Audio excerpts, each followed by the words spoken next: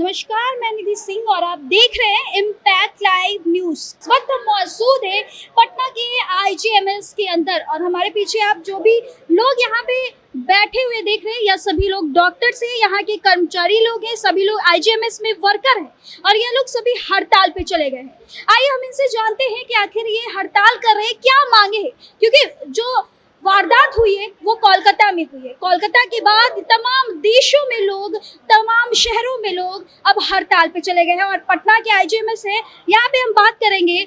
Sir, आप लोग IGMS के सभी कर्मचारी हैं, सभी लोग वर्कर हैं, इस तरह से हड़ताल क्यों कर रहे हैं और आप लोगों की मांगे क्या है?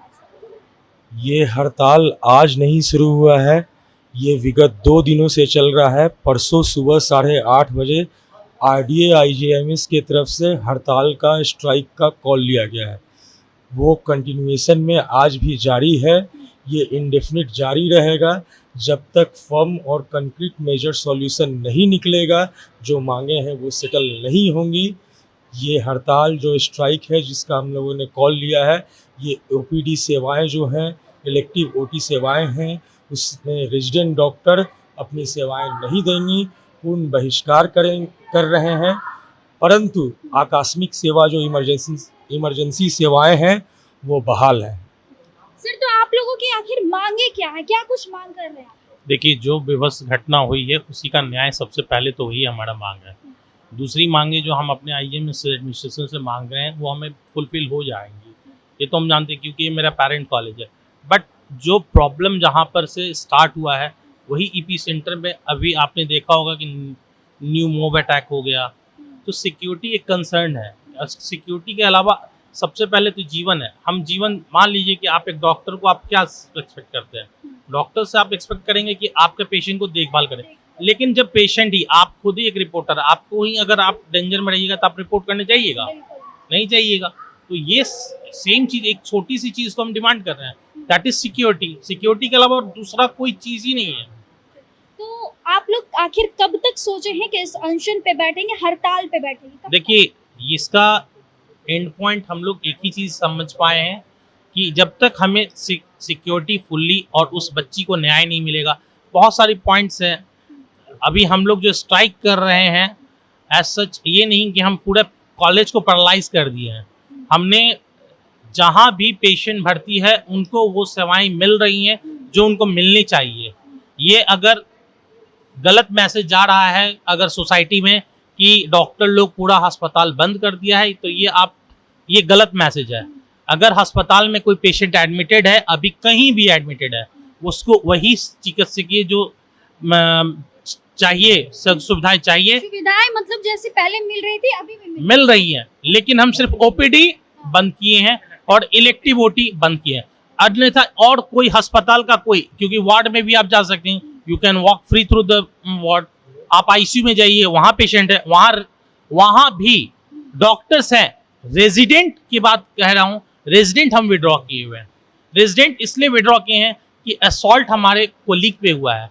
कोई अगर यही चीज़, अगर ये हमारे एडमिनिस्ट्रेशन ने हमें बोला है कि भाई हमें तो सेवा देना है, हम लोग भी बोल रहे हैं सर आप सेवा दीजिए, कोई दिक्कत नहीं हमें, लेकिन हमारा भी न्याय मिलना उचित है। चलिए, अभी यहाँ पे लेडीज हैं, ये इनसे भी बात करते हैं। मैडम, आप लोग इस तरह से अनशन पे बैठी हैं, क्या आखिर आप लोगों की क्या मांगे हैं? और जिस तरह से कोलकाता में हुई है, तो यह चीज अनशन और हड़ताल यहाँ पटना में आखिर क्यों देखा जा रहा है? हम लोग हड़ताल में बैठे हुए हैं and we stand as one. वो भी एक महिला थी, डॉक्टर तो थी ही, आप भी एक महिला हैं। ऐसा नहीं है कि अगर उनके साथ ऐसा हो गया है तो हम बहुत सुरक्षित हैं। मैं उस स्टैंड पे यहाँ बैठी हुई हूँ अपनी सिक्योरिटी के लिए और अपनी जैसी सभी महिलाओं की सिक्योरिटी के लिए यहाँ बैठी हूँ। क्या क्या सिक्योरिटी में आप लोगों को चाहिए? सीपीए एक्ट का इम्प्लीमेंटेशन, रेस्ट जो सिक्योरिटी और तरह की होती हैं वो सारी अन्य सिक्योरिटी भी हम लोग डिमांड कर रहे हैं। अपनी सेफ्टी भी तो देखनी है, और प्लस हम लोग जो इंसिडेंट हुआ है इतना बड़ा, उसके लिए स्टैंड ले रहे हैं। स्वास्थ्य मंत्रालय के तरफ से एक आदेश जारी कर दिया गया है कि अब जो भी डॉक्टर के साथ कुछ भी होगा तो उसके 6 घंटे के अंदर ही रिपोर्ट दर्ज कराया जाएगा। ये अभी इसका कोई ये बस बोला गया है, ऐसा क्लियरली कोई इंडिकेशन नहीं। और ये हमारा ये मांग है ही नहीं। हमारा पहला मांग है कि जो आरजी कर में हुआ है उसके जस्टिफाई होना चाहिए। जो 3,000, दूसरी बात जो 3,000 लोग वहाँ पे मॉब की एंटर किए हैं उस पर एक्शन होना चाहिए। तीसरा हमारा है CPA। आप एक यूनिफॉर्म सेंट्रल प्रोटेक्शन एक्ट जो 2019 से टेबल पे है सेंट्रल मिनिस्ट्री के पास, आज तक वो कभी लेजिस्लाइज नहीं हुआ, उसको आप पास उसको रेगुलाइज कीजिए और पास होना चाहिए।